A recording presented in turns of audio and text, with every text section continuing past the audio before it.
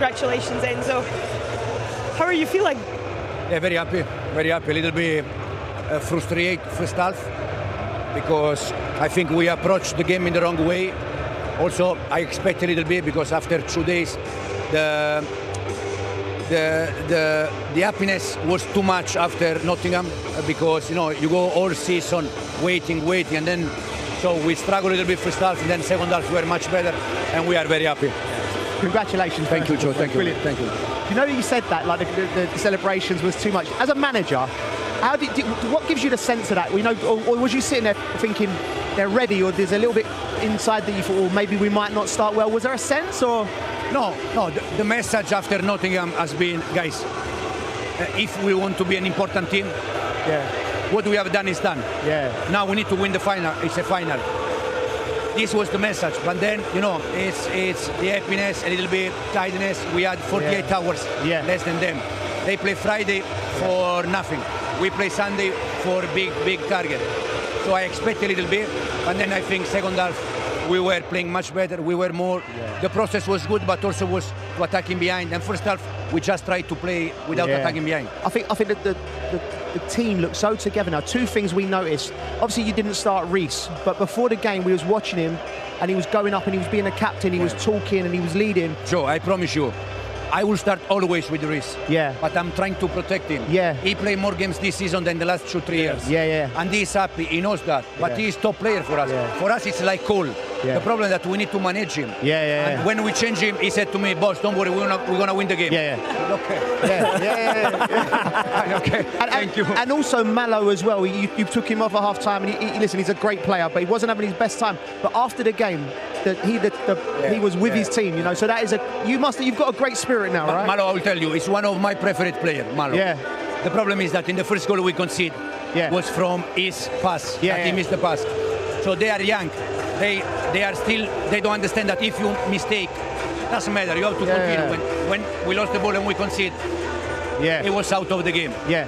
But he knows, he understands. But for me, Malo is top player. He's good player. Yeah. Enzo, how important is this trophy for you personally? Not the club, not the players, for you, because this season you've had some critics, the pressure as well, sometimes from their own fans.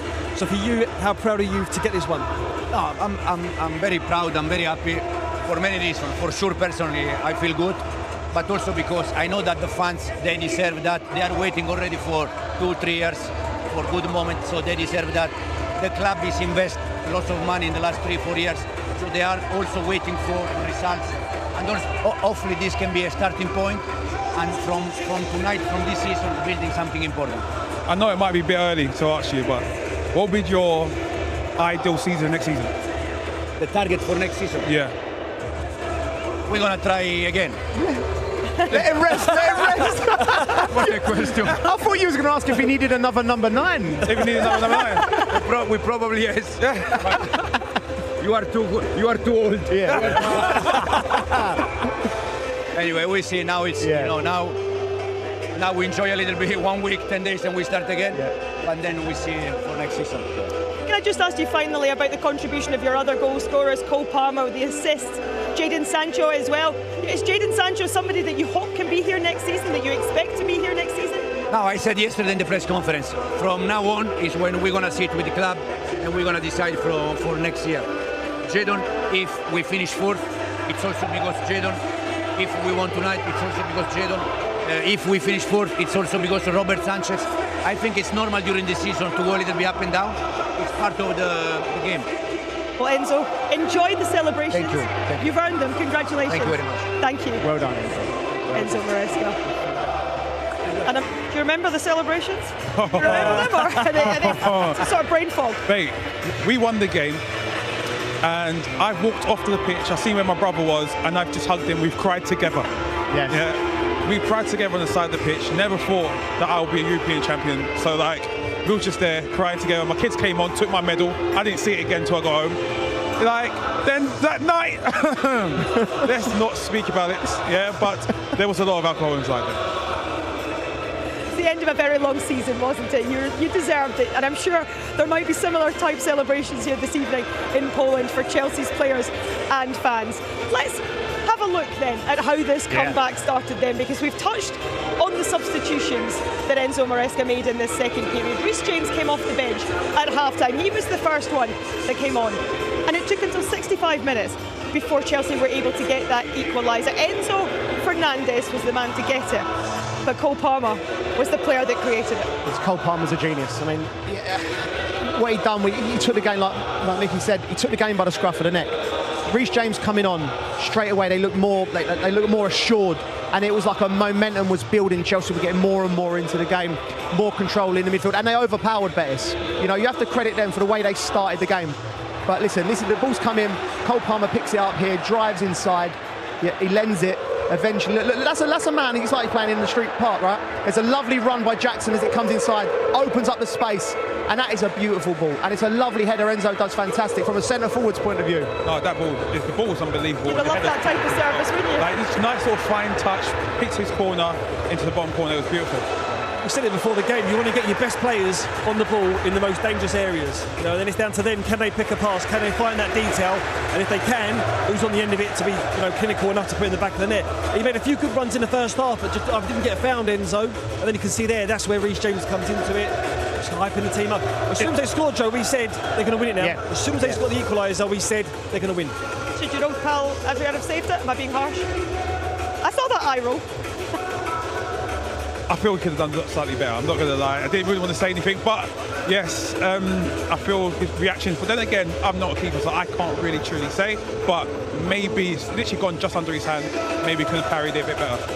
Yeah, so that was Chelsea back on level terms at 1-1. Let's see how they took the lead then, because it was Nicholas Jackson back from suspension today, that Premier League suspension, in the team, and again an assist from Cole Palmer. He's taken a diabolical liberty here. This is what he's done here. He stood him up, he sized him up, he's had a look, he's had another look, and that is a genius at work. And then he's put it into the area.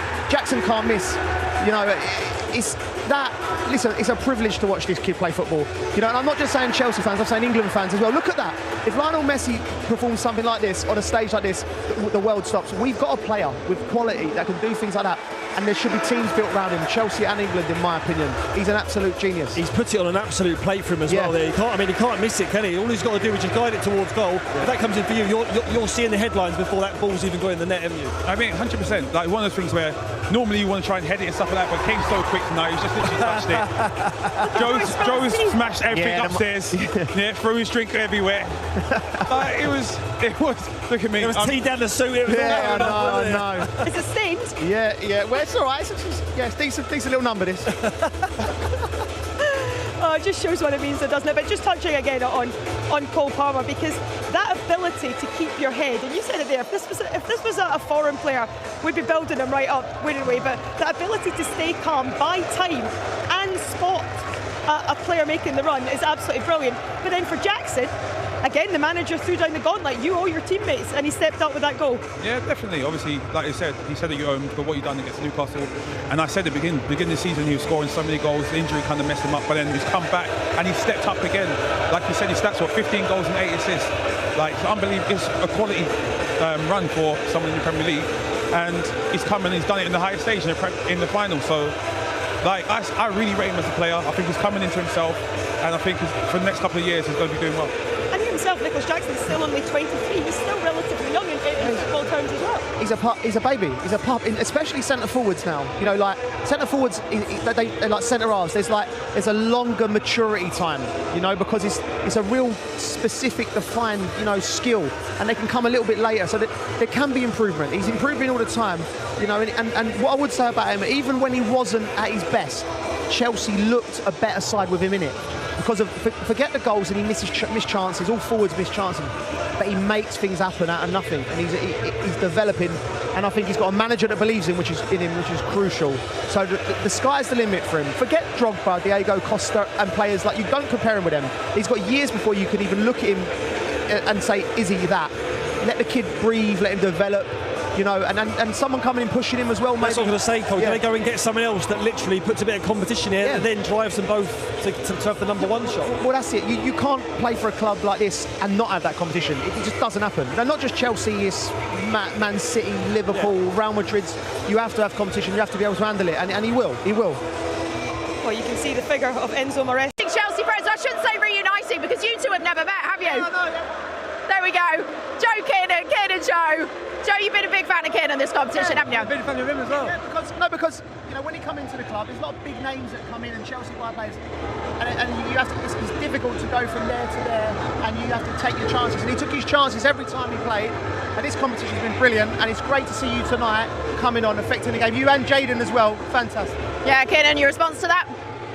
I really appreciate it. I said in the previous interviews, when you hear nice words from legends like that, it makes you motivated and determined to keep pushing. So, look, I'm happy I made an impact tonight and all over the tournament, but the fact we've just lifted that with all our friends and family is the best feeling in the world. Yeah, you're up there. I think you are up there, actually, as the player that's played the most minutes for Chelsea throughout this whole competition. For you, what has that represented? What's that meant for you? It's been great for me because it's been a source of games, and it's been tough getting a lot of minutes in the Premier League, but this has been a competition where I've played a lot, so it's allowed me to show people what I can do, and I've scored, assisted, and played well, and this just tops it off. You know Enzo Maresca probably better than most people within Chelsea because you've been with him previous. Trophy in his first season. Fair play. I mean, if you'd have said that at the start of the season, I think he would have took it. So, look, he's a great manager. He's really helped a lot of the lads. You can see a lot of lads improving. Top 4 and a trophy. I mean, if you'd have said that at the start of the season, I think Chelsea fans would have took it. Joe, Champions League next season as well for Chelsea? Yeah, definitely. Listen, the team's developed, it's grown. There's been speed bumps in the road, and what I've been really impressed with is they haven't let it go linger more than 2 or 3 games. It's very difficult. And it's tonight's like tonight. You know, the fans are very demanding, you know, because they're used to winning. And, you know, so now they've seen this team win. They have more belief. Players have more belief in the fans. They're so crucial. And I feel like there's a really good era coming. Yeah, where do you want to kick on to next season now? Just try and play as many games as possible and help impact the team. There's a lot more to come from me. Look, I'm the sort of player, when I start playing more games and games and games, you see the best out of me. So, look, getting taste of silverware and that, it just makes you more hungry, and I'm looking forward to seeing what the future holds. All right, well, we're going to say well done. Go and celebrate. Enjoy. Thanks, Kenneth. Cole, congratulations, boys. You are finishing the season with a trophy. How's it feel? No, it's a great feeling. You know, we knew the game was going to be tough, and I think they showed that extremely in the first half. They made it tough for us. They got an early goal, and it kind of unsettled us. But as the game went on, we grew into it, and yeah, thankfully we scored 4 goals in the second half. Cole, come in here because your 2 assists, they were incredible assists as well. How did you start finding that space that you needed out there this afternoon?